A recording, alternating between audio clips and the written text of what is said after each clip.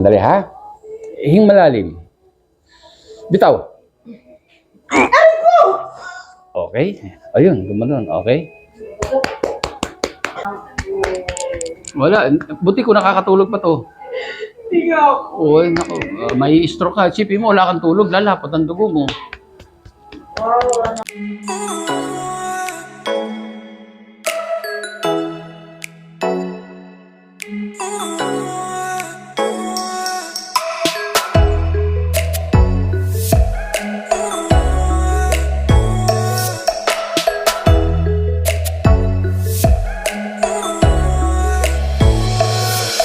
Dito?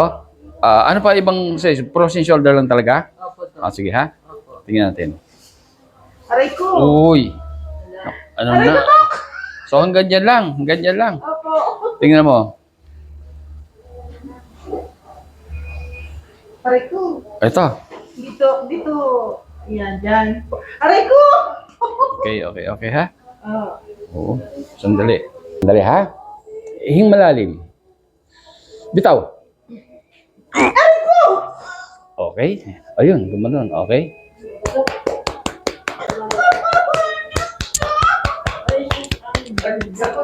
Mm.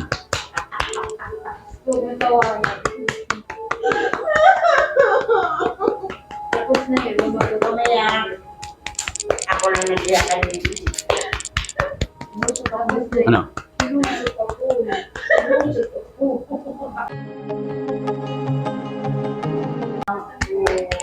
Wala. Buti ko nakakatulog pa to. Uy, naku. May stroke ka. Chipin mo, wala kang tulog. Lalapot ang dugo mo.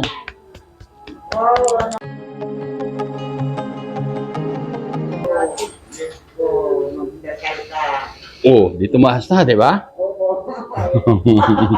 Hindi naman sakit. O, hawakan mo yung tenga mo. O, sabihin mo sa mga kapitbahay mo na hawak mo na yung tenga mo, ha? Alitan nga po, kagay na. Magsakit ka. Tagal na ng sakit mo, hindi ka Oh, bumabalik. kanina, ganun lang, di ba? Ha? Hindi, pero unti yan, ha? Magdasal ka. Ay, Ha? salamat. Ay, hindi mais pag hindi naagapan, eh. Akin. Ano to? Okay, ha?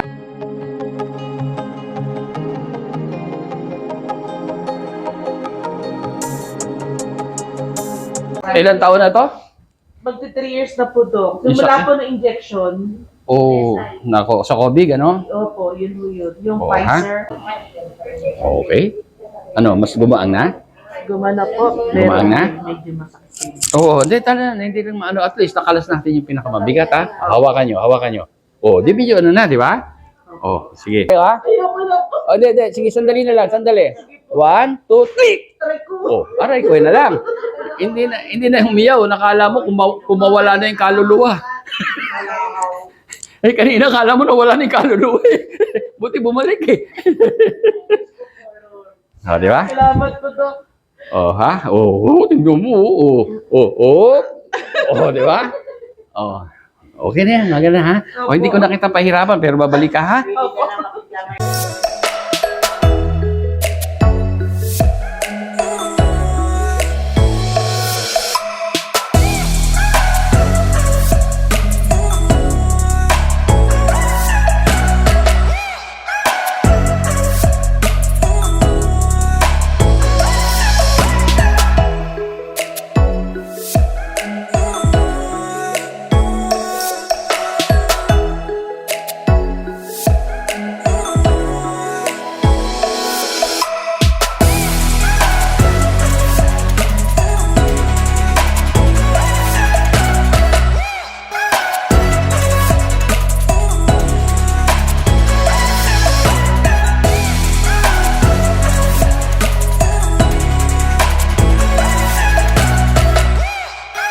Sipon pa lang, spray nyo. Sino sinisipon dito? Sprayin mo siya ha? Spray kayo, tingnan. Meron na po. Nag-spray kayo? Nakabili na po ako. Kailan pa? Nakalinggo. Nakakatulong. Emergency po kasi nahirapan ako huminga. Ayun, Ngayon okay na po. nakatulong ba yung spray? Opo. Okay nga magsabi. Oo. Ito, sige sa... Ano sabi nyo? Ano sabi nyo? Anong ano po, nagtumawag po ako dito kasi nahirapan akong huminga, ubo ako ng ubo, ang daming antibiotic, ang dami kong gamot. Then nakiusap ako dun sa call center nyo. Oo, may call Sabi ko, ano mo, i-priority mo ako sa lala mo. emergency. So, emergency, dinalhan ako 2 tsaka isang magnet. Ah, Ito ganun. nandito. Ganun. Ngayon wala na po, sawa na yun. Ito ba yan? Ito ba yan? Opo, ito, dala-dala ko lagi po. Ayun ha, huwag yun ng ano Ito ha. po. Ubus na nga po, kaya bibili ako ulit. Oh, ayan ha. Ito po, lagi kong dala-dala to. Tandaan nyo. Pati apo ko nagaganito. Oh, Kasi very good nagawa ko ha. sila. Ando to, ang dami kaming naano yan ha. Ang Natulungan ganda yan. po niyan, promise. Oo, kahit, lalo ngayon ha. Kung sa China, ang totoo ngayon, marami nang napupunong clinic sa Ubo ha. Mangyayari sa atin yun, ganun din sa China ha. Kaya paghandaan nyo, dahil ang hirap, tamaan kayo ng ubo, ma-hospital kayo. Eh kung may mahina pa puso nyo, ma-stroke kayo, doon kaya may namamatay na matatanda. Ha? Ang ubo, walang gamot. Pero, nagsisimula sa sipon, tama? Opo. O, sipon muna. Pag napabayaan nyo, inabot ng 3 araw, 4, wala na, nasa loob na ng baga. Magkakatagalan. Pero gagamitin nyo pa rin ito para hindi lumala. O, pero kung sipon pa lang, matalas kayo, katulad ng ginawa nyo, Maganda nakareport. rin po Dok, sa tenga yan. Kasi ang sakit ng tenga ko dati. Ginano, kasi nakita ko dun sa okay din sa tenga. Oo. I-sprayan ko yung tenga ko kasi parang ang masakit, kumikirot. Ang Oo. ganda. Hindi lang kasi ito, ang dati pangalan nito, o multipurpose spray ha. Yung iba alam nyo, kaya sa Las Vegas nagkaroon akong dealer sa Amerika. Yung mga nurse ng Pilipina, sabi ko dun sa dealer ko, ang dealer ko nasa may Quezon City, bakit pa nadala mo sa Las Vegas? May dealer tayo ron. Bakit? Lumakas. Di ba lakas ang COVID? Hindi. Alam mo kung saan? UTI. Ang dealer daw nyo, nurse. Nagkaroon ng UTI, kung ano na ininom, ito in-spray sa puwerta. Ayun na isa. Kaya doon sila ay maraming nurse, malaking ospital. Ayan, kaya hindi lang yun, sabi sa tenga, kaya dinugtong ko na, ha? Ito, alam nyo kung ano yung laman nito? Kung ano yung ginagamit ng ating katawan, sa loob ng ating katawan na pamatay sa virus at bakterya panlaban. Ano yun? Zinc at ano pa? H2O2. Pero wala naman po akong ubo, wala akong ubo. Umina kasi, parang nahihilo lang ako. Ay, hindi. Pag sa pag-therapy tayo, yung hilo-hilo, baka tutulungan kayo sa therapy. Ibig sabihin nun, may problema yung dugo nyo, yung oxygen, ha? Nakakaano. O, mahina ba kayo minom tubig? Medyo... Mahina. O, dadamihan nyo, ha? Tapos magte-therapy kayo, ha? Okay, mababawasan na. Yung karanasan ko dito sa magnet na to, pero bago ko naalala to, galing na kami dito noon eh. Di ba, nagpaano na kami. Oo, nagano na. So, gumanda pa ganun, pati yung likod ko, yung sa likod ko, hanggang ganun, wala na eh. Hindi, wala. Ayos na siya. So, ito lang ngayon, bibiyanin na kami ng Pamindanao. Yung aeroplano, habang umakyat yan, may pressure yan. Nahirapan ako huminga. Naranasan niyo ba yung pag huminga, parang may tumutusok sa... Sa akin, lumalala siya ng lumalala. Hindi na ako nagpalata sa magulang ko. Parang kumukulo, parang may gumagano habang huminga ako. Medyo matagal, pinabayaan ko lang kasi minsan nawawala, di ba? Hindi, lolong lumalala. Sabi ko, naalala ko yung dugo. Malapit siguro dugo ko. yun, dumapot, di ba? Eh, nandito na sa akin yung bagong ganyan. Kinuha ko magnet. Pag nagpatapat ko, siguro 2 to 3 seconds, ang luwag ng hininga ko, sabi ko, grabe to. Naalala ko lang sa salamat talaga sa kamayan talaga. The best. Dun sa may kinalaman ito sa number 2, ano, yung kaninang slide na pinakita namin sa inyo, na yung sa dugo, yun ang pinag-usayan. Kapag acidic ang ating katawan, ibig sabihin kulang sa oxygen, napaplat ang tao. Kung titingnan niyo yung first picture nito, alkaline yan. Yung sakong ang titingnan niyo, yung pitsol, yung sakong tingnan pantay. Pero doon sa acidic, nakita niyo, umaano sa taas kapag nilagyan ng magnet. Diba? Kanina sabi ko, gagamitan natin ng magnet. Ito, calibrated magnet ito, ha. Huwag kayong basta gagamit ng magnet. Dahil ang magnet, nakakabuti, nakakasama. Tandaan nyo, ang dugo natin ay bakal. Kapag gumamit kayo ng magnet na hindi calibrated, pwedeng higupin yung dugo nyo at nakatulog kayo, pwedeng mahirapan kayo huminga at baka atakihin pa kayo. Ito, kahit gamitin nyo ng 24 hours, 7 times a week o 365 a year, days. O wala kayong problema dahil ito kinalibrate ko. Kaya ingat kayo, ito, calibrated ito. Ang tawag ng calibrated magnet. Pag ito acidic kayo, inilagay nyo sa katawan nyo rin mo, nilagay mo rito, alkaline ka, hindi liliit yung sakong mo, di magpa. Pero pag nilipat mo rito at nilagay mo acidic ito, lalo yung masakit ang ulo, makita nyo, magbabago. Kung titingnan nyo yung first picture, alkaline yan. Yung second, acidic, medyo tumataas na. Pero yung kondisyon, ang kadalasan, wala pang sakit yan. Acidic lang. Tandaan nyo, ang tao, 3 taon bago magkasakit, acidic ang 3 taon, more or less, ha? Depende sa katawan ng tao. Pero pag yan na inabot na ng 3 taon na acidic, dumami na ang bakterya. O, di pwedeng high blood ka, hypertension, diabetes, kung ano-ano pa. O baka may tumor ka. O, kaya iingatan natin. Kaya itong magnet ito, malaking bagay ito pag marunong kayong gumamit. Dahil ito, kayo na mismo magiging doktor sa sarili, kayo mag-i-scan kung may problema sa katawan nyo. Dahil pag ito inalagay nyo kung saan ang acidic ng katawan nyo, ay madidetect, iikli kayo. Kung hindi naman kayo umikli, pantay ang nyo, sakong nyo, alkaline yon. Kung anong gagawin nyo, pag nakita nyo acidic, nilagay mo dito acidic, mag-i-spray lang ito sa ulo. Mamaya, pakikita yung spray to, itong ano to. Yung isa naman, nakita nyo, yung second picture, acidic, medyo miikli na yung maatras na yung sakong niya. Wala pang sakit yan. Pero pag kami sakit na, katulad ito, may cancer itong paa na to, makita nyo, number 3rd picture, ayun, makita nyo, ganun ang makikita nyo sa mga susunod na slide. Ni-orient ko lang kayo para aware kayo na ganun ang kasi kayong gusto ko, kayong gagamit ng produkto ko, kayo mismo maging doktor sa sarili nyo, huwag kayong aasa sa akin dahil malayo tayo bago tayo magkita, di ba?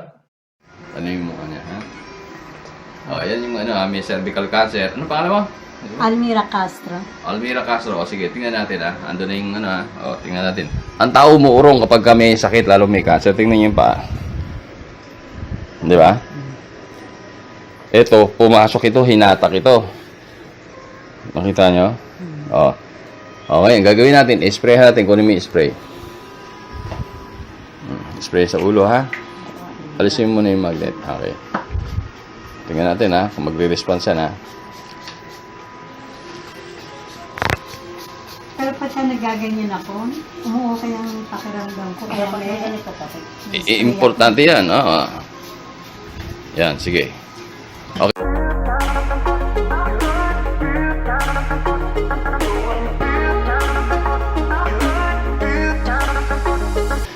Ayan, na sprayhan na, tingnan natin. Sige, lagay mo na yung magnet doon sa 1. Okay, lagay mo, ha? Yan, tingnan, sandali lang yan, tingnan natin. Unti-unti, di ba? Yun. Magantay na, di ba? Nangawit lang ako, Bigat ng paunting. di ba? Yun ang sinasabi ko, ha? Kaya malaking pag-asa. Napansin natin na maikli doon sa area na yon, so acidic yon, lumapot ang dugo doon, maraming bacteria doon, walang oxygen doon, Doon tayong sariling doktora, kaya yung iba, lahat naman tayo may cancer, ang totoo kaya lang maliit lang yung iba. Katulad ko, wala naman akong tumor, di maliit pa, kasi nga yung doktor natin gumagana. Ang ginagawa niyan, anytime na nagdidikit-dikit, nag-acidic, malakas ang doktor ko, iwa-hiwalay niya para dumalo yung dugo, nutrients, oxygen, matanggal yung basura.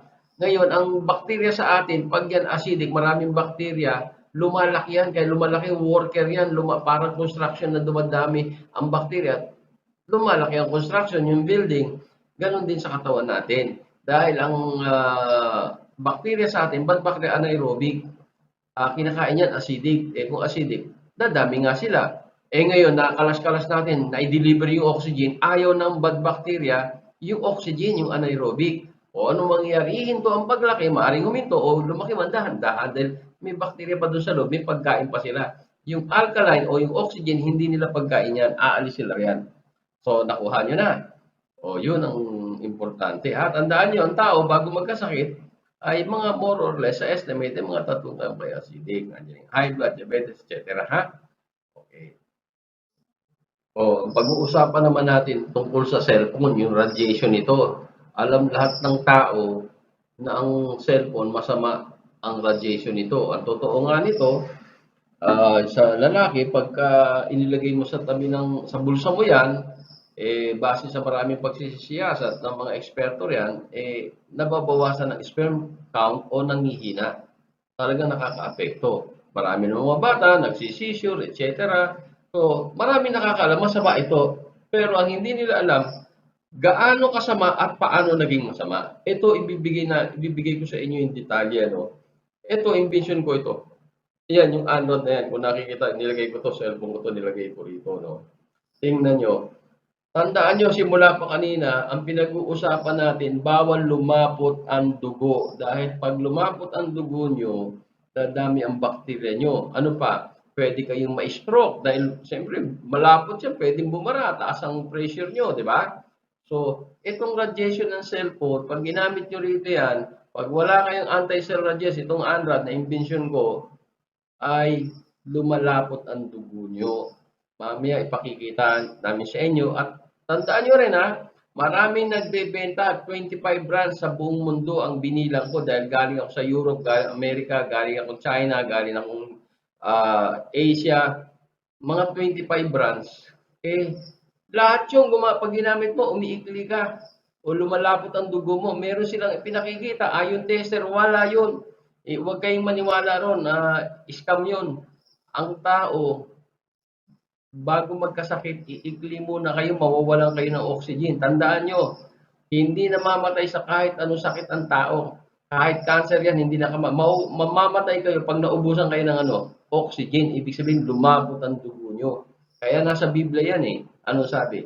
Ang lahat ng nilalang, ang buhay ay nasa dugo. Kaya ito, ipakikita ko sa inyo kung paano lumapot ito. At paglapot nito, hindi lang tayo apektado matatanda. Tayong matatanda, kadalasan acidic tayo. Pero maging yung bata na alkaline na, apektado nito. Ipakikita ko sa inyo yung video mamaya.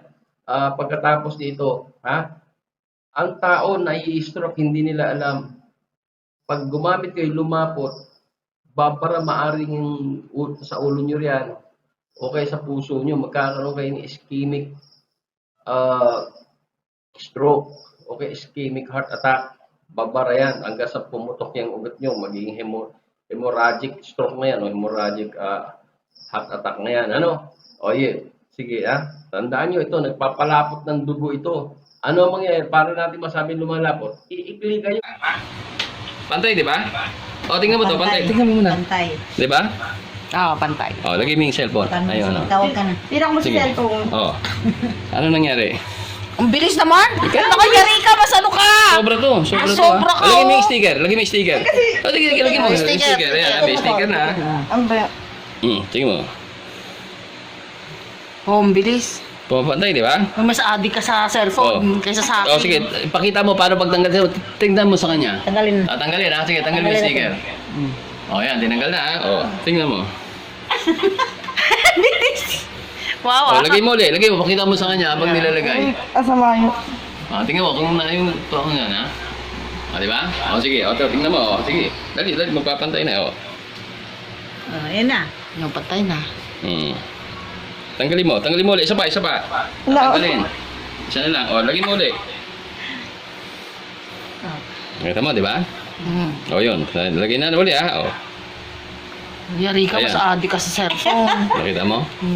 Masyado kang allergic. Hindi, pareho kayo. Hindi, ako mabagal siya, mabilis. Siya, o lumapot yung dugo niya sa ulo, matanda yun. Kadalasan, matanda. Acidic yan, Pero yung bata, hindi. Natural alkaline yan. Hanggang 18 years old yan, 15 years old. Basta tama lang yung pagkain. Malusog yung bata. Pero tingnan mo, kung paano siya maapektuhan. Alam niyo ba na ang bata, pagka nag-aaral, kailangan ng maraming oxygen yan. Pag gumamit yan, makita nyo, tingnan nyo, bumabagal ang pagkatuto ng na ihirapan matuto ang bata dahil nga kulang sa oxygen dahil gumamit ng cellphone. Bago pumasok sa eskwela, gamit ng cellphone. O nasa eskwelahan, gamit ng cellphone. O magre-review, ganun din. Sayang, mamaya ipakikita ko sa inyo kung ano ang yan, nasusunod na video na ito. Naman, di ba? Pantay siya, di ba? O, pantay, di ba? O, gamitin mo. Ito. Ayan. Okay, gamitin mo. Lagay sa Sige. tenga. Kunyari nakipag-usap ka. Lagay mo lang sa tenga. Lagay mo kunyari nakipag-usap ka. sa tenga. O, tingnan nyo, ha? O. Ano nangyari? Relax. Nakita nyo, di ba? Lumiit, o. Tanggalin mo. Nakita nyo, lumiit, di ba? O, tanggalin mo. Bitawan mo dito. Tawan mo. O. Pumantay, di ba? Opo. O, gamitin na. Hawakan mo. Yan. O, sige. Kunyari, ha? Usap. Yan, ha? O, tingnan mo. O, wala, di ba? Wala.